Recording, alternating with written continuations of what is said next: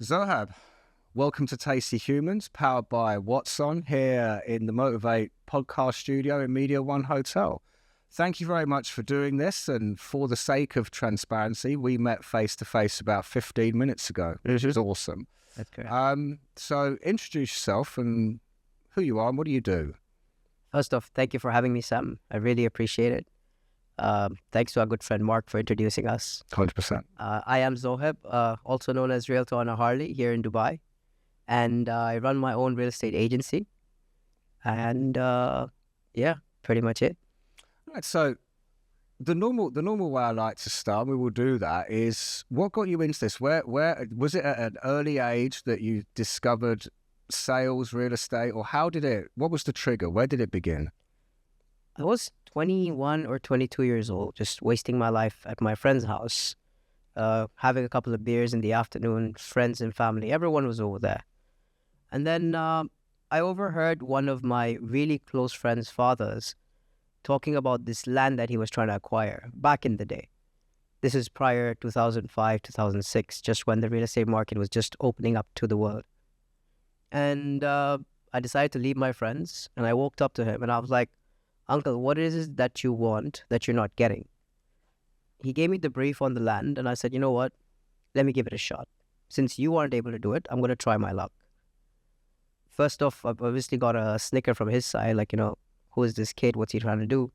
But then eventually he agreed, and he's like, "Okay, what do you need?" So I said, "Draw me a check of $500,000 in 2005. And I said, "I'm going to go and talk to the developer and see if I can get you that land parcel." Moving forward, I started going to the developer's office, and this was a land parcel in Jeddah, which is right on the waterfront. And it wasn't something that they were willing to give anybody and everybody. So I used to go to their office every single day, starting 8 a.m. until about 8 p.m., just sitting there, trying to find the right connect to be able to get that parcel of land. Fast forward 2.5 months, I was close to giving up because I was like, I've been coming here every single day, including weekends, and I'm just not able to get it. I'm not getting the right connect to take me to the main guy. One of the last few days, I was about to leave, and I met the valet guy outside. So we started chit-chatting, and he's like, "Why do you keep coming here every day? I mean, are you retarded or what?" I said, "No, my uncle wants this thing, and I'm not able to find the right people to get to him." So he's like, "Oh, wait, I park this guy's car every single day. You know what? Come tomorrow morning, 9 a.m., and I'll probably introduce you." I said, "Okay, what the heck?" I was about to give up. Might as well give one more day. Came back again, same 8 o'clock in the morning, waited for this guy to pull up. He pulls up in his car. The valet speaks to him for a bit, and then he leaves. The valet guy comes to me 5 minutes later, and he's like, 9:30 sharp, meet me at this door. So there I am, 9:30, waiting for this guy to come in. The valet guy comes in, drags me inside, introduces me, and the Emirati gentleman tells the valet to leave. So he says, "What is it that you want? Why do I see you here every day for the past 2.5, 3 months? Before I enter the shop, you are here. And as soon as I'm leaving, you're still here. But you're doing absolutely nothing. You're just like hovering around like a fly or something." So I said, "I have this uncle who wants this piece of land. Can you help me out?" And then he's like, "What you're asking for belongs to someone really big, and they're not willing to sell it. But I do have something in the neighborhood, just next door, which is something you might even like and might be a better proposal." So obviously me, I'm like, "No, I worked so hard, 2.5 months. I want that particular piece of land." And he's like, "Listen, kid, calm down, sit down. Have a look at what I have to show you first. And then you tell me whether you want it or not." So I had a look, I understood. And the proposal actually made more sense because of the way the building would be positioned, the views that they'd get, and so on. And trust me, I knew nothing about all this, right? I was just there, kid with a check in my hand, acting all like I could get anything. I go back, explain it to my uncle. Initially, even he was resistant. He's like, "No, I want this particular piece of land, that's it." But again, I made him sit down, explain everything to him. And that's when it made sense to him too. And that's when he said, "You know what? I like it. Let's go for it." Went back, got the documentation done. A month and a half later, I received my commission check of 150,000 dirhams. And that's what opened my eyes. And I was like, okay, you know what? I'll enjoy myself while I'm making money. Because this wasn't too difficult. Yeah, it took a lot of work. But it wasn't me going in wearing a suit and a tie every single day. It was me just in a t-shirt, jeans, and shoes. And then after that day, I never looked back. And what happened next? Where did you go from there? Because that's what I like about that straight off the bat, is the persistence to go back. 2.5 months is a long time to go back over and over again and have the proverbial door slammed in your face. And then for the valet to connect you to it, I think is awesome. Yeah. And this is why whenever I go to any developer's offices as well, I always take care of the valet. I mean, those guys are the guys who work in the heat. They're the guys who are out there every single day dealing with so much nonsense from so many people. 100%. But at the end of the day, I was like, a random guy out of nowhere helped me out. The least I can do is be nice to them. So I always make it a point to spot them. But then after that, I decided to, try my luck at it. I worked with a few private developers over the course of my years.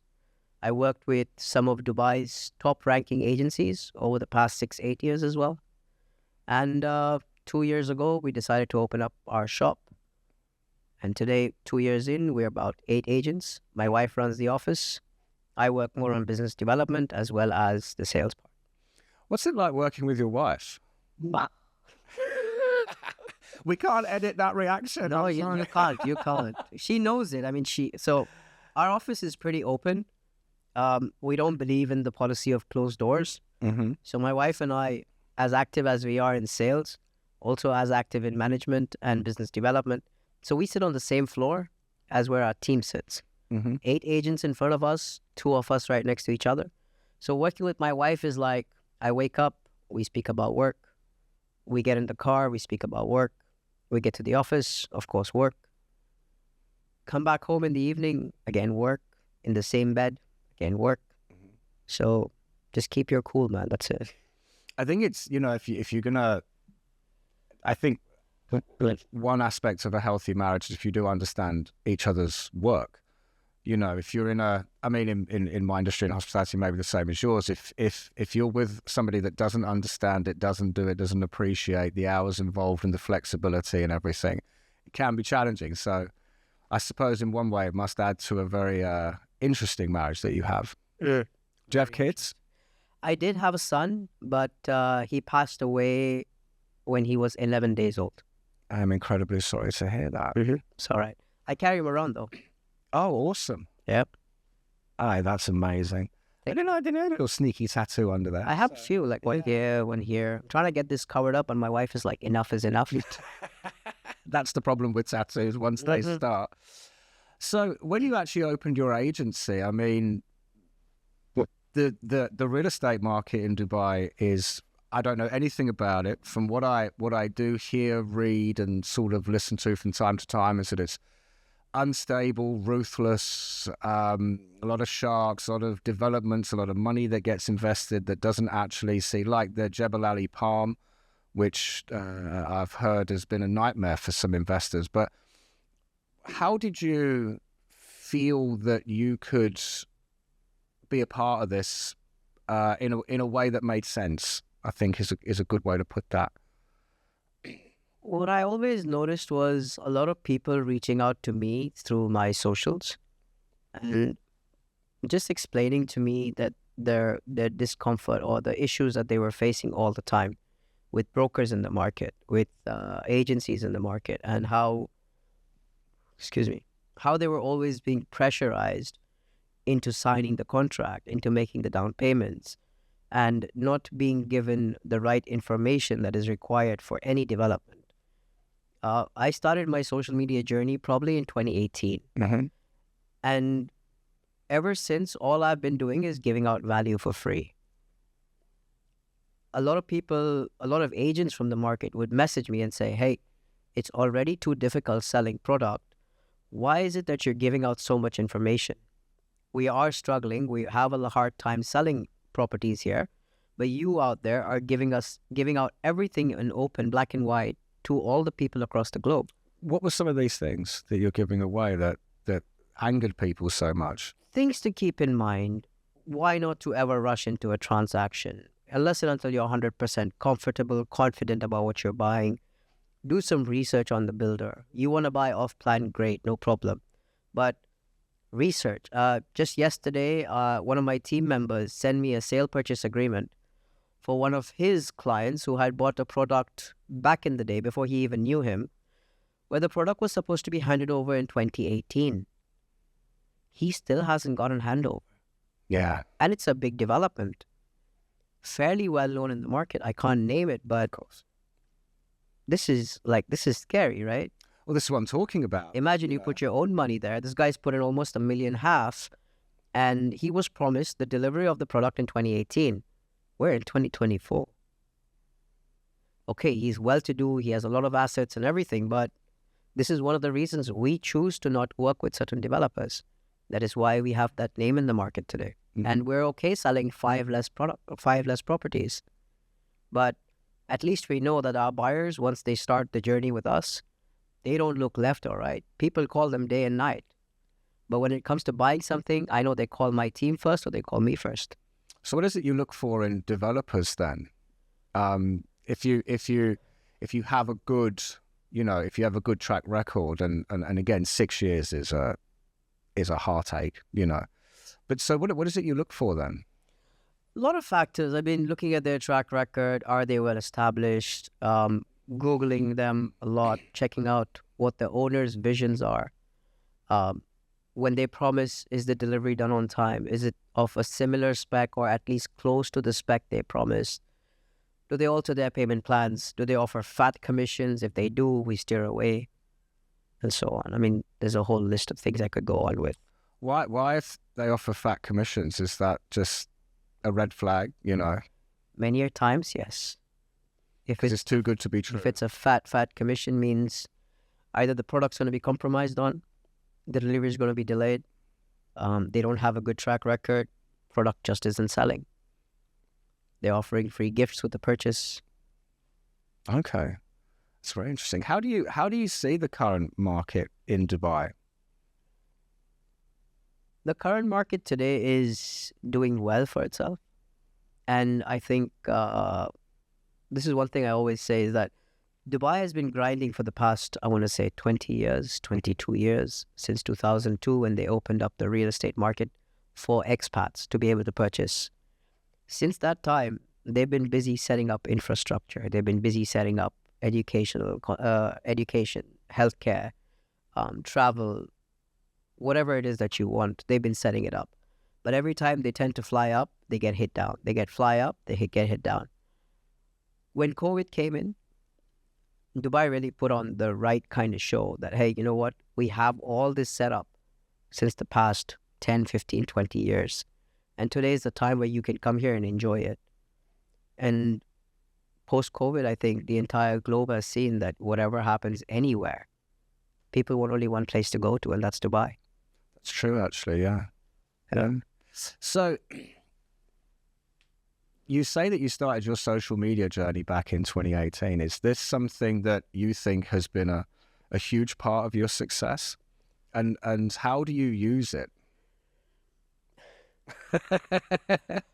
I like that reaction. So 2018, when I first started it, it was mainly YouTube content. Mm-hmm. But obviously, what we do is not as entertaining and as funny and as cocky or whatever you want to call it.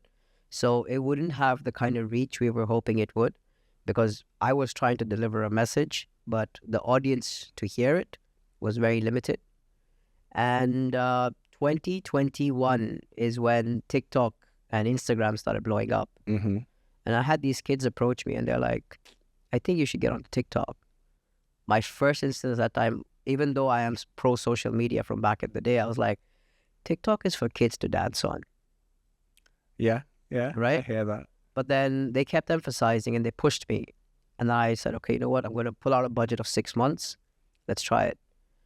And then right after that, it got me to places I would have never reached by networking or by making cold calls like a lot of agencies do. So it has also helped me be able to open up my own agency today with the help of my wife, of course. And majority of my clientele today reaches out to me through social media. So how has your content changed then from YouTube to TikTok? In It hasn't changed. I invest heavily on my socials. So we have a guy who does my YouTube content strictly. I have 2 other companies that do my Instagram, TikTok content.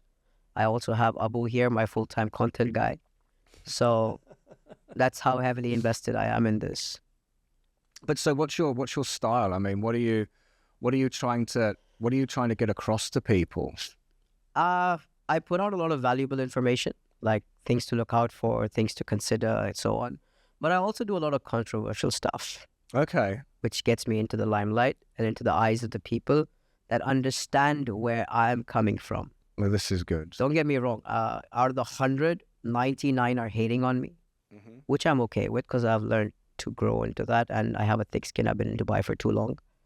But the one that reaches out to me, he knows exactly how I feel and I know exactly his pain points, what's bothering him in the country that he's living in and the struggles he has to deal with. Could be the US, Asia, Europe, whatever. And that's the guy who reaches out to me, and eventually he's the guy who transacts. So what is that? What is controversial about it? Like, because I don't know. I'm asking because you haven't been to my page. I don't know you. I haven't been to your page. I don't know what you do for a living in depthly. So reveal. I highlight the pain points of a lot of countries. I highlight the issues that are there across the globe. It is sad to see and hear it, but these are facts. Could be any country. Could be the US, could be India, where I come from, could be Europe. Small example, I was in Paris, almost got mugged 2-3 times. And that was on vacay in 2015, right? So a lot of these points is what I usually highlight in comparison to how nice we have it here in Dubai and how safe we have it here. Oh, okay. So a lot of stuff you do is highlighting what it's like to live here in comparison to living in some other global mega cities. No, I couldn't agree with you more. Dubai, I mean, I come from London, and the changes that are going on there, I'm happy to say I'd never go back. Same here. I would never go back and live there. It's not, in comparison to Dubai is safe, it's clean, you feel very comfortable here. Yes, it's a big working environment. I think one of the biggest differences is very small compared to London. I think we forget that sometimes, where we are, I think, a population of 3.5 million. And I think that is about 10 to 15%, maybe 20% of what London is. Sure. But yeah, I would advise anyone to come and live here. Same here. I mean, I come from India. I keep working so hard because I've decided in my head, I don't want to retire back in India. It's not safe. Same way with London. I'm a member of a couple of groups here in Dubai, and one of them is a watch club.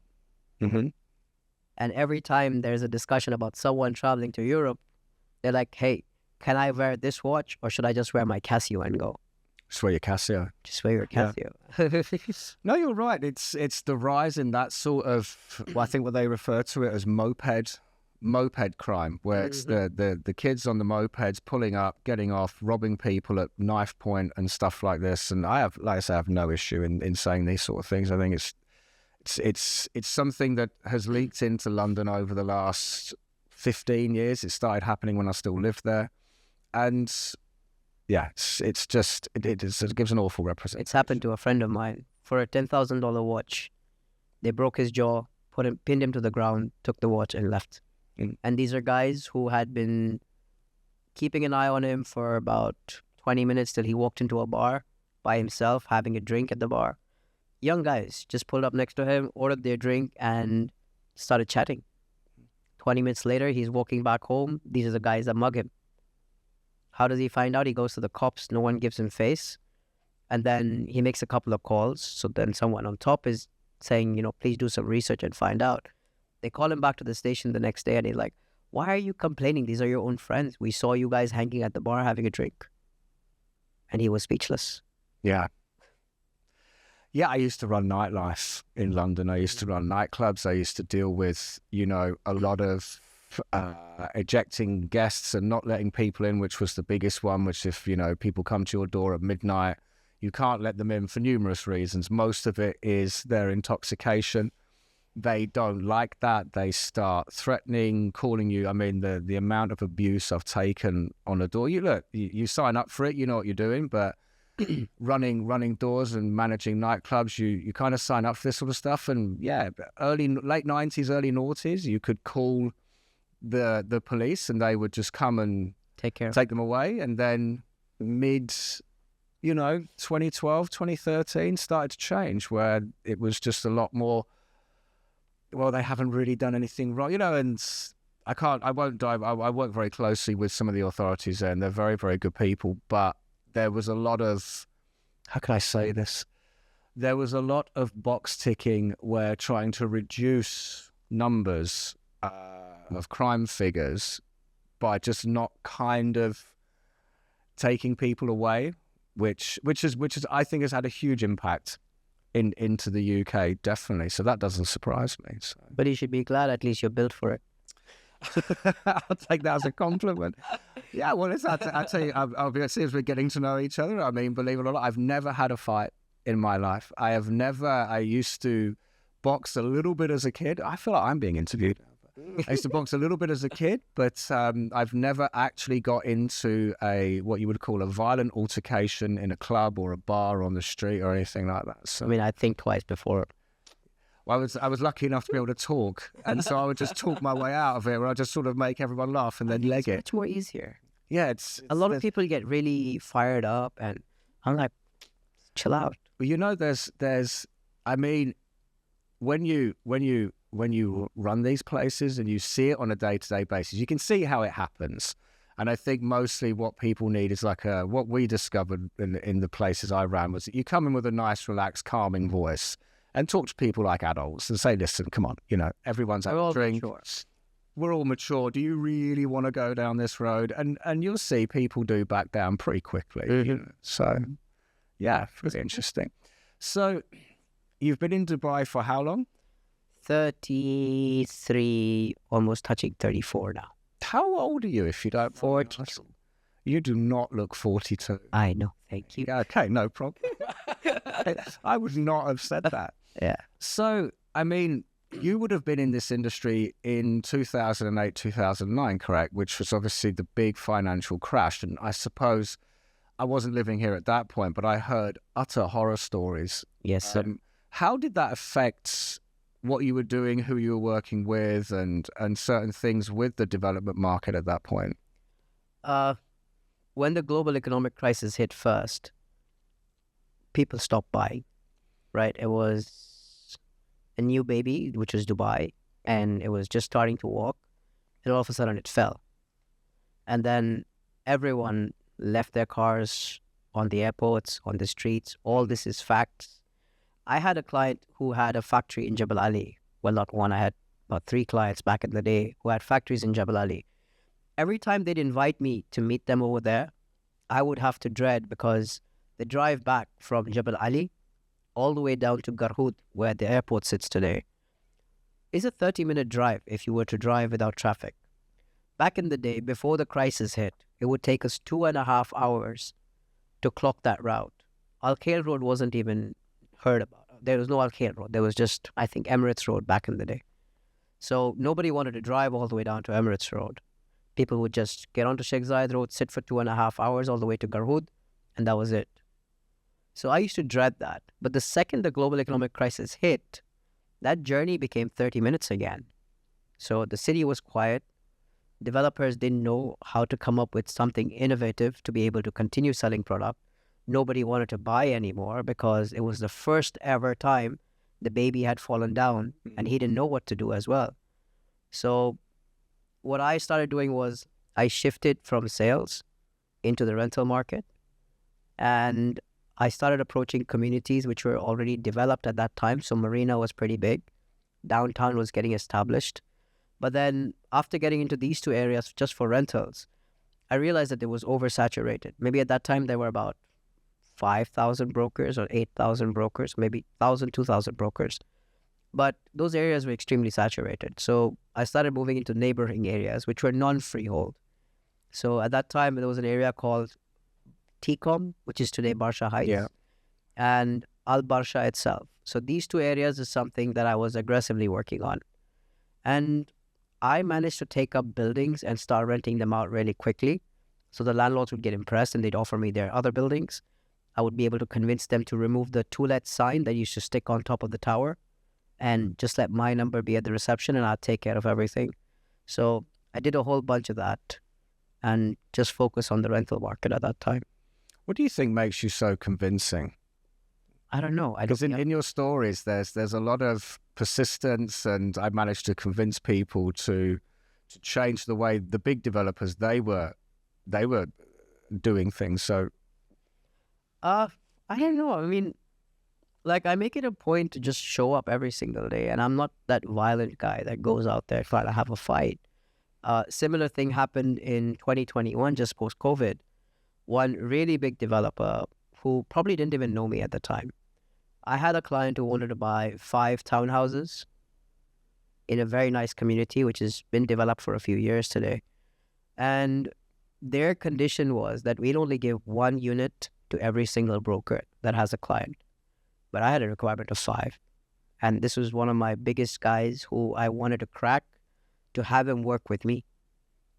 So again, same thing, 3 months, every single day in that guy's office, in his face. And this is the main guy who calls the shots.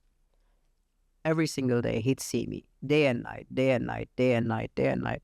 And in the end, he'd just be like, okay, fine, Z, what do you want?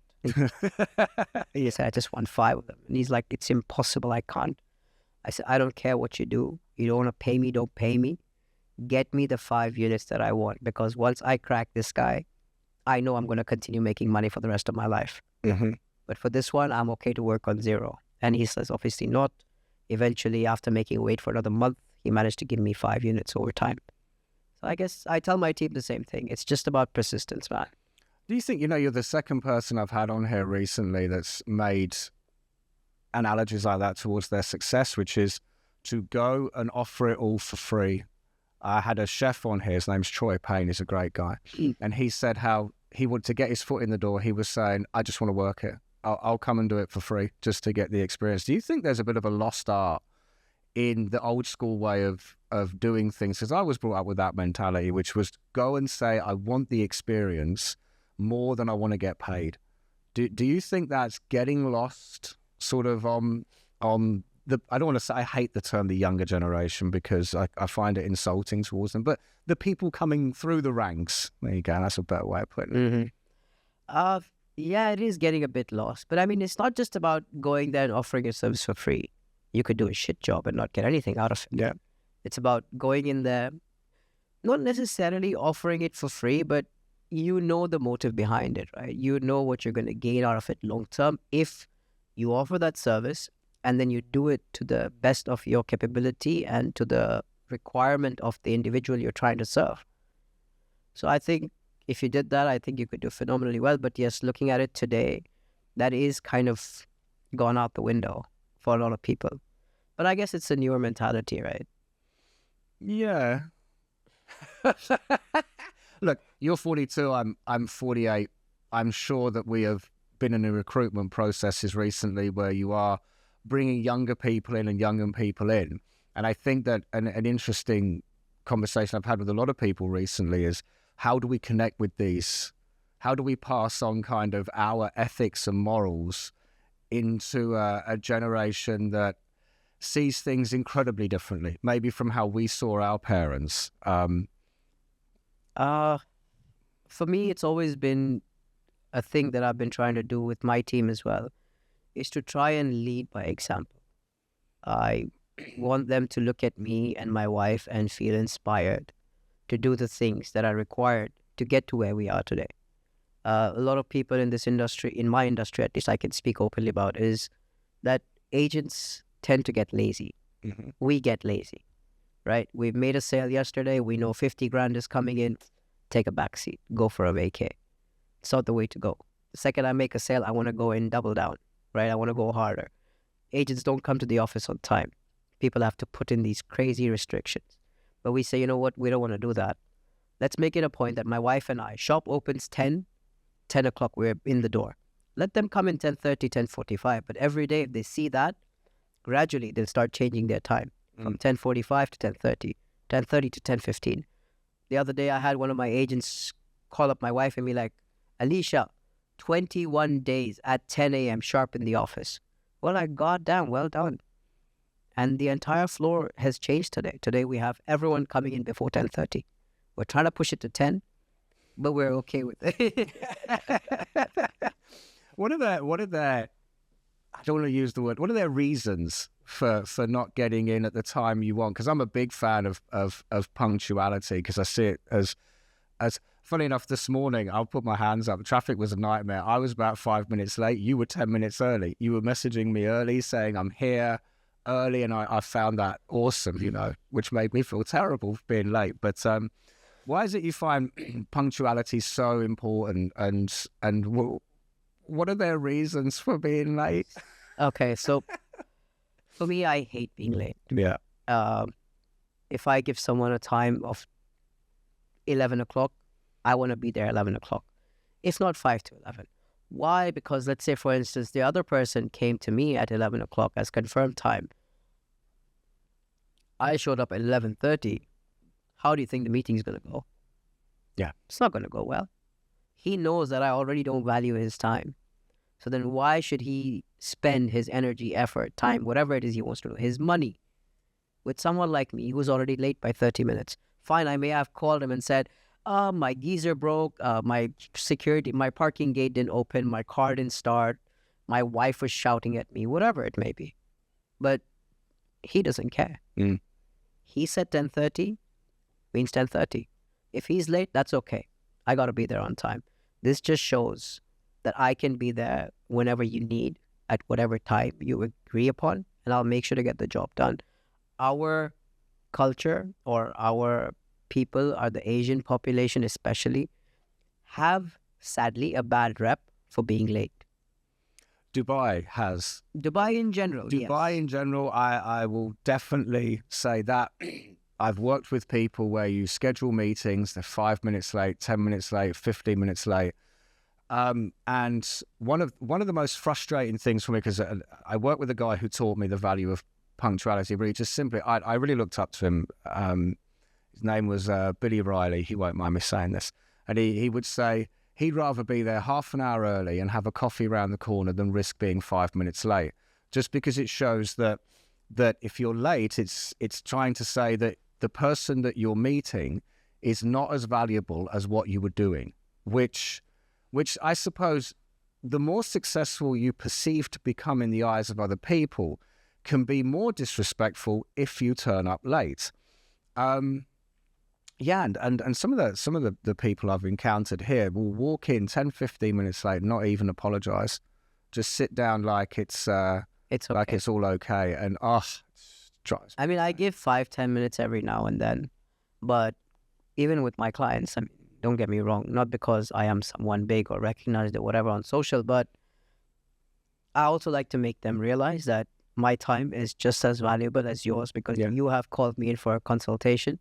So the same way you're not late for a flight, the same way you're not late to go to the doctor, I believe I stand in a similar position. So you make sure that you reach on time, I'll make sure I'll be there 5 minutes prior. No, it's very, very important. You mentioned about leading by example. So punctuality is one. I think that what I get from you is, especially the way you talk about social, which I've not seen, but you seem to want to come across as very authentic, as yourself. So is that right or wrong? Is that a true representation? Or? I think so. All the people that know me through social, the ones that are actually fond of me, I think would kind of agree on that. Because I'm pretty straight up. There are times where I've made it a point that I don't want to make a sale just for the sake of making a sale, and I might lose that commission, because what the person may want today is not the right thing for him, because that's the amount of money that he has. But if I pass that on to him and he doesn't purchase anything on that day, it's happened 101 times. 3 months down the road, when he's ready with the right amount of money, the first person he calls is me. And right after that, anyone in his circle, all the people of the same caliber reach out to me. Half my job is done because he's recommending, he's not just referring. Because a lot of what your industry does is built on trust.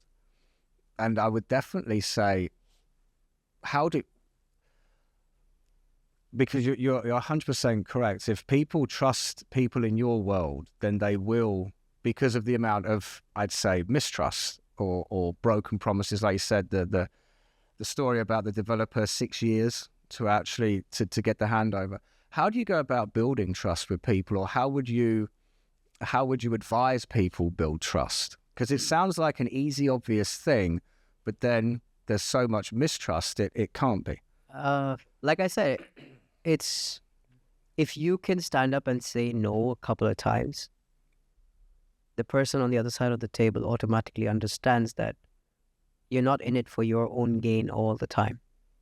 If you can say no to a sale again and again and again, and I've done that over the past 5-7 years that I've been through social media and clients reaching out to me, it has been a lot of no's. I have clients who would be like, okay, you know what, this community is coming up. I want to buy 10 townhouses. I said, no, that's stupidity. Yeah, okay, great. You have that kind of money. Good to know. I'm going to use that for the next one. But for now, let's just stick to 5. I don't want to have all my eggs in one basket. Move it to the next one. Move it to the next one. And yes, it's difficult to say no because that's money on your table lying that you're saying no to at that moment. But over the long run, people like these who I have said no to have bought product worth 175 million, 250 million. That's only because of the trust that I've built with them. When the time came to say yes, I said no. Even though the product may have been good, but that doesn't mean we park everything in one place. And these are the who's who in the market today. I mean, these are like the biggest families of Dubai as well as across the globe. So tell people the truth, basically. Like I said, it's difficult, but it's on you. What do you want to do? It's a similar thing here where if you give somebody a good experience, honestly, they come back for more. If you look like you're trying to bleed as much money out of them, we do it here in our service culture. If you're trying to just say, buy the most expensive things on the menu, they might have a good time, at that moment, and may wake up the next day and think, oh, I'm never going back there. Do you know what I mean? Whereas if the person serving them is honest and says, look, I can tell what you're here for, take that, and that, you're going to be fine. And it'll be cheaper. Then they come back and Exactly. and word of mouth spreads. And yeah, awesome. So I'd say, where are you now with the future? So where for you and your company where do you want to take it? Where are you going? For a lot of agencies, it's important to have their name up there on the screen and be the top performing brokerages for XYZ developers. I might get into trouble for this. But for us, that's not been very, very important. For us, it has always been deliver the right kind of product to the individual. And I think we'll keep making money and I think we'll be okay. Because always having your name on the screen may be nice for some, but for us, it's never really affected us in any manner because agencies here have a minimum of anywhere between 50 agents going all the way up to 1,500 agents. Whereas, and from that entire number, probably about 1 to 2% are the ones that are doing the transactions. Hence why agencies need to have that many brokers. And you'll see all these fancy, huge offices. For us, it's been, again, delivering the right product. We have only 8 agents on the floor, plus my wife and I. And we probably do the same number of transactions the 1 to 2% do in other agencies. So, and a lot of it is repeat business. So we don't really want to go skyrocketing up onto some screen somewhere. We just want to be able to continue delivering the right product to the right people and then maybe grow the agency from 8 to about 12 agents by the end of the year. And maybe next year, another 4. But we're trying to handpick just the right people who understand our mindset and follow that mindset and continue growing in the same manner. Oh, fantastic. So yeah, it's pretty simple. No, I like the simplicity of it. I mean, some of the things you hear is how people try to convolute what they're doing. and that just keeping it very, very simple, having a simple plan. It's not easy to do because the amount of options you have and panic mode you can get into. But I suppose, yeah, keeping it simple is a big one for you. So how do you see Dubai then? I mean, people in your line of work need to be looking, 3, 4, 5 years ahead when it comes to developments and off-plan stuff and everything like that. How do you see Dubai growing in the next 20 years? I'm kind of asking this personally, do you know what I mean? Because I do plan to stay here. But how do you see it going for this country? You tell me. I'm not being interviewed, even though I feel like I am. No, my opinion would be they need to bring more people here. I think they need to make it easier. The horrific analogy that I use is they need to make it easy for us to die here, which means you would invest, you do have a pension, and you do see this through till the end. You drive around Dubai, you don't see... I can't believe I've ended up in the position to say this. You don't see graveyards very much. That's a terrible thing to say. But the thing is, I would say is, how do you think they can do that? And because what I do see is a lot of developments. They're popping up everywhere and very quickly. But in your line of work, surely if there's an oversaturated market and not enough demand, then prices drop and the whole thing has a bit of a... Sure. Back in the day, it was very different, right? You could not get a permanent residency. You could not purchase properties because they were way too overpriced. Payment plans were tough. Gradually, over the course of the past 5, 7 years, they started changing a lot of that. They put in more flexible payment plans into place. They've now started offering a 10-year visa, which is something that you can have and you can move in and out whenever you want. Today, you can buy properties worth 100,000 US, going all the way up to whatever it is you can imagine. So you have that. Rental returns are really, really good compared to other parts of the globe. Yes, India draws 3%, if I'm not wrong. And I can speak openly about India because I come from there. Dubai, you can take anywhere between 6.5% net to pocket, all the way up to 8-9%.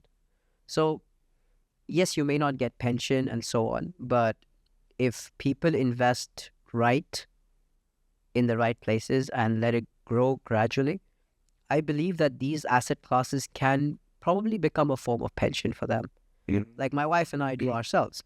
We invest in properties too. I own a golden visa, so does my wife, right?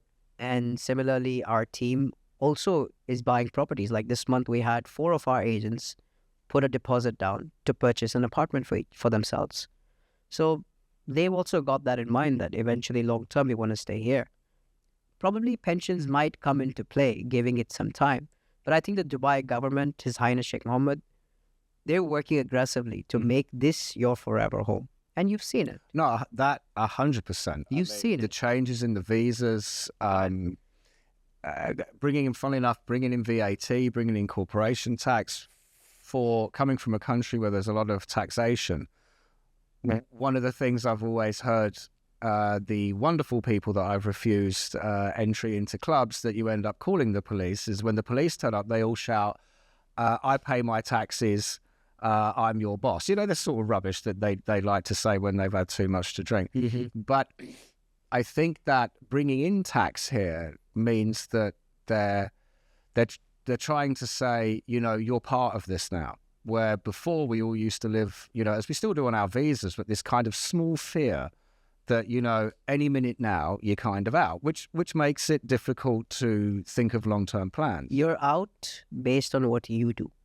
Yes, correct. Not based on somebody felt like throwing you out. 100%. No, I couldn't. I'm glad you said that, because I didn't think that, but that it would maybe come across that way. But yeah, it's based on your behavior, what you do and everything else. But when you see what they're doing to the city, they're starting to bring in kind of the global rules, which is a good thing. So I'd ask you, sort of in a kind of, you know, sort of final, it's a great conversation. It's been very interesting. I've enjoyed myself, yeah. Where is a good place to buy? You're more than welcome to say, anyone listening has to call me privately for that. No, but I'm okay. What do you think? Whoever has to know me probably knows me through socials.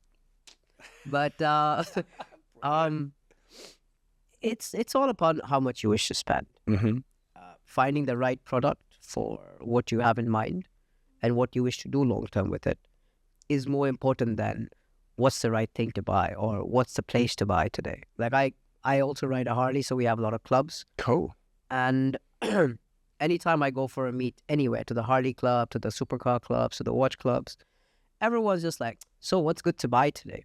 So you ready to buy right now? Let's go. Let me show you something. Yeah. But I mean, it's like you go to the doctor. You don't just sit down and be like, I think something's wrong with me. Can you figure it out? You tell him, I have an itchy throat, I have a running nose, my arm's hurting, whatever it is. And then he's able to prescribe something based on what your requirement is.